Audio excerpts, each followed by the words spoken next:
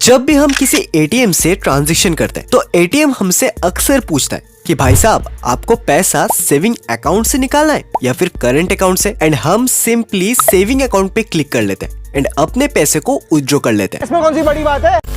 अब ये तो नॉर्मल सी बात है ना, लेकिन क्या वापस घर आके आपने कभी ये सोचा कि करंट अकाउंट होता भी क्या है? Current account and saving account में फर्क क्या होता है? क्या सेविंग अकाउंट की जगह करंट अकाउंट खोलने से हमें कुछ एक्स्ट्रा बेनिफिट्स मिल जाएगा? एंड आज हम इसी टॉपिक के ऊपर बात करेंगे कि एक सेविंग अकाउंट एंड एक करंट अकाउंट में क्या मेजर डिफरेंसेस होती है। क्या आप भी अपने लिए एक करंट अकाउंट ओपन कर सकते हैं? अगर कर सकते हैं तो ऐसी भी क्या बेनिफिट्स है जो आपको करंट अकाउंट से मिलेगा लेकिन सेविंग अकाउंट पे आपको कभी नहीं मिल सकता? So let's know about the differences between a current account and a saving account. So current account and saving account, जिसे हम फाइनेंस पे कासा के नाम से भी जानते हैं। एक सेविंग अकाउंट काफी सारे एस्पेक्ट्स में करंट अकाउंट से डिफरेंट होता है। ऑल्दो ये दोनों टाइप के अकाउंट्स हमारे डिफरेंट फाइनेंशियल नीड्स को एड्रेस भले करता हो, जिससे हमें हमारे फाइनेंस को मैनेज करने में काफी हेल्प मिलता है, बट स्टिल एक सेविंग अकाउंट एंड एक करंट अकाउंट एक दूसरे से सिर्फ एक ही नहीं बल्कि काफी सारे टेक्निकल एस्पेक्ट्स में भी डिफरेंट होते हैं। एंड उन सारे major technical and non technical differences को आज हम सिंपल वे में 5 पॉइंट्स के साथ समझेंगे। तो चलिए शुरू करते हैं। So the first point and the basic difference between a saving account and a current account is a primary purpose, and यही सबसे बड़ी रीजन है जो इन दोनों टाइप के अकाउंट्स को एक दूसरे से काफी अलग बनाती है। सेविंग अकाउंट का इस्तेमाल हम इसलिए करते हैं ताकि हम अपने कमाए हुए पैसों को एक जगह पे सुरक्षित सेव करके रख सके एंड अपने डेली लाइफ के एक्सपेंसेस को निकालने के लिए सेविंग अकाउंट से उन पैसों का इस्तेमाल कर सके। बट वहीं पे करंट अकाउंट को स्पेशली डिजाइन किया गया बिजनेस पर्पस के लिए, जिससे फ्रीक्वेंट ट्रांजेक्शंस को हम स्मूथली परफॉर्म कर सके। एक बिजनेस में हर दिन हजारों ट्रांजैक्शंस होती है एंड उन हजारों ट्रांजैक्शंस को स्मूथली परफॉर्म करने के लिए इस्तेमाल किया जाता है करंट अकाउंट का। इसके अलावा अगर आप कोई बिजनेस करते हैं या करना चाहते हैं तो पूरे फाइनेंशियल ईयर में आपके अकाउंट पे जितने भी क्रेडिट ट्रांजैक्शंस के एंट्रीज होगी ना, उन्हीं क्रेडिट एंट्रीज के बेसिस पर आपका क्रेडिट वर्दीनेस बैंक को पता चलता है। नाउ अगर कल को आप बैंक में जाके अपने बिजनेस के लिए कोई लोन मांगते हैं तो बैंक सबसे पहले आपसे बिजनेस के करंट अकाउंट का स्टेटमेंट मांगता है, ना कि आपके सेविंग अकाउंट का। नाउ इंडिया में काफी सारे छोटे मोटे व्यापारी हैं जिन्हें इस बात का कोई आइडिया नहीं है दैट उनकी बिजनेस के लिए उनके पास करंट अकाउंट का होना कितना ज्यादा इंपॉर्टेंट है। सो अगर आप कोई भी छोटा या बड़ा किसी भी टाइप का बिजनेस करते हैं ना या फिर स्टार्ट करना चाह रहे हैं, देन ऑन दैट केस आपको सबसे पहले एक करंट अकाउंट तो ओपन करवाना ही चाहिए भैया। इंडिया में करंट अकाउंट के लिए कौन सी बैंक सबसे बेस्ट होती है, इसके ऊपर हमने ऑलरेडी एक डेडिकेटेड वीडियो बनाया हुआ है, जिसका लिंक आपको नीचे डिस्क्रिप्शन बॉक्स में मिल जाएगा। आप चाहे तो उस वीडियो को जाके जरूर देख सकते हैं। Our second point is monthly transactions and withdrawals. Saving account पर हमें बैंक से monthly maximum number of transactions and per day maximum amount of transactions की एक लिमिट मिलती है एंड यूजुअली पूरे महीने में हम बस 3 से 5 ATM transactions he free of cost कर सकते हैं एंड पर डे 10 से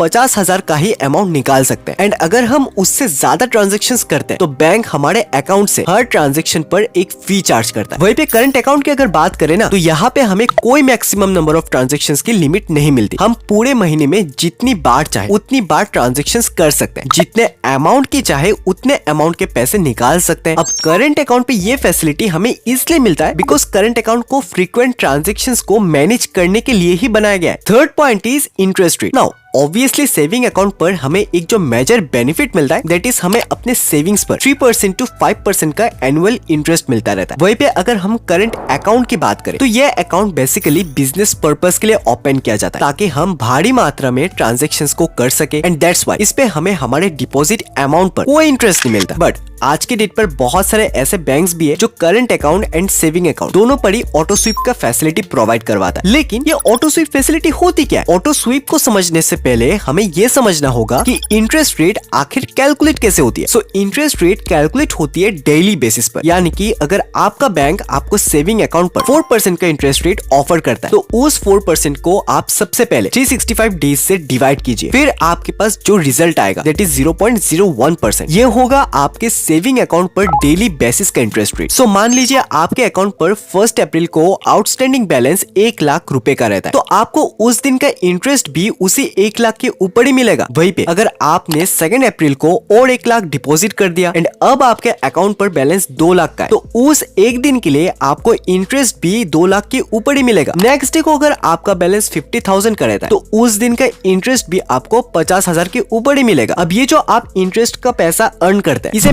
मैक्सिमम बैंक्स 3 महीने के बाद आपके अकाउंट पर क्रेडिट भी करवा देते हैं। अब बात करते हैं ऑटो स्वीप फैसिलिटी होता क्या है। सो ऑटो स्वीप फैसिलिटी में हमारा सेविंग अकाउंट या करंट अकाउंट एक फिक्स डिपॉजिट के साथ लिंक रहता है with a defined monetary limit. Now जब भी हमारे सेविंग अकाउंट या करंट अकाउंट का डिपॉजिट अमाउंट उस मॉनेटरी लिमिट को क्रॉस कर लेगा तो वो एक्स्ट्रा अमाउंट ऑटोमेटिकली जाके हमारे एफडी अकाउंट पर ट्रांसफर हो जाएगा। अब करंट अकाउंट पे एक कंडीशन होता है कि हमें मंथली एक एवरेज बैलेंस भी मेंटेन करना पड़ता है। अब यहाँ पे बैंक कहता है कि सपोज अगर आपका मंथली एवरेज बैलेंस 10,000 का है एंड आपके अकाउंट पर फिलहाल 50,000 का बैलेंस पड़ा हुआ है तो इस 10,000 को तो आपको मेंटेन करना ही पड़ेगा, लेकिन ये जो ऊपर का एक्स्ट्रा 40,000 का अमाउंट है इसे हम ऑटोमेटिकली एफडी पर कन्वर्ट कर देंगे। अब अगर आपने 7 दिन इस अमाउंट को एफडी पर रखा और 8वें ही दिन इस अमाउंट को आपने इस्तेमाल कर लिया तो उन 7 दिन में इस अमाउंट पर जितना भी इंटरेस्ट आपका एफडी से बनता है उसे हम आपके अकाउंट पर क्रेडिट करवा देंगे। एंड सेम चीज आपके सेविंग अकाउंट पर भी ऑटो स्वीप फैसिलिटी के अंदर होता है। Fourth point is minimum balance requirement. So saving account पर जो मिनिमम बैलेंस की रिक्वायरमेंट होती है ना वो काफी कम होती है as comparison to current account. Even काफी सारे बैंक्स भी है इंडिया में जो हमें जीरो बैलेंस सेविंग अकाउंट भी ऑफर करता है। वहीं पे करंट अकाउंट पे जो मिनिमम बैलेंस की रिक्वायरमेंट होती है ना ये काफी हाई रहता है। अगर हम बेसिक करंट अकाउंट भी ओपन करते हैं ना तो हमें 10,000 रुपए का मिनिमम अकाउंट बैलेंस तो मेंटेन करना ही पड़ेगा। बट अगर आपको zero balance current account open करवाना है देन आप हमारे इस वीडियो को जाके जरूर देख सकते हैं जहाँ पे हमने इंडिया के 2 best zero balance current account के बारे में बात किया है। Fifth point is overdraft facility. Now overdraft facility ये क्या होता है? सो बेसिकली ओवरड्राफ्ट फैसिलिटी एक फाइनेंशियल फैसिलिटी होती है जिसके मदद से आप अपने बैंक अकाउंट से तब भी पैसे निकाल सकते हैं जब आपके बैंक अकाउंट पर जीरो बैलेंस पड़ा हुआ हो। फॉर एग्जाम्पल आपको कहीं पे 50,000 का पेमेंट करना है एंड दूसरी तरफ आपके बैंक अकाउंट पर सिर्फ 20,000 ही पड़ा हुआ है देन स्टिल आप ऑडी फैसिलिटी के मदद से 25,000 का पेमेंट कर सकते हैं। इस केस में बैंक आपके अकाउंट से ये 5,000 को माइनस बैलेंस पे ले जाएगा एंड जिसे आपको बैंक को बाद में जाकर इंटरेस्ट के साथ रीपे भी करना पड़ेगा। नाउ करंट अकाउंट जो कि बना ही है बिजनेस पर्पस के लिए एंड बिजनेस में हर दिन हम काफी सारे ट्रांजेक्शंस भी करते रहते हैं। सो कभी कभार ऐसा भी हो सकता है कि हमें जितने अमाउंट का पेमेंट सामने वाले को करना है उतना अमाउंट हमारे अकाउंट पे अवेलेबल ही ना हो। सो इस प्रॉब्लम को सॉल्व करने के लिए एंड चेक्स को बाउंस होने से बचाने के लिए करंट अकाउंट पर हमें ऑडी फैसिलिटी दिया जाता है। वहीं पे सेविंग अकाउंट पर हमें इन जनरल कोई ऑडी फैसिलिटी तो नहीं मिलता बट स्टिल कुछ ऐसी बैंक्स भी है इंडिया में जो सेविंग अकाउंट्स पर भी हमें ऑडी फैसिलिटी प्रोवाइड करवाता है। अगर आपको इसके ऊपर एक कंप्लीट वीडियो चाहिए देन आप नीचे कमेंट करके बता सकते हैं, मैं इसके ऊपर भी एक डिटेल वीडियो जरूर लाऊंगा। सो यही था हमारा आज का वीडियो जहाँ पे हमने current account and saving account के बीच मेजर डिफरेंसेस को आप लोगों के साथ शेयर किया। इसी के साथ हम मिलेंगे फिर से एक और नई एंड इंफॉर्मेटिव वीडियो के साथ। तब तक स्वस्थ रहे, सलामत रहे,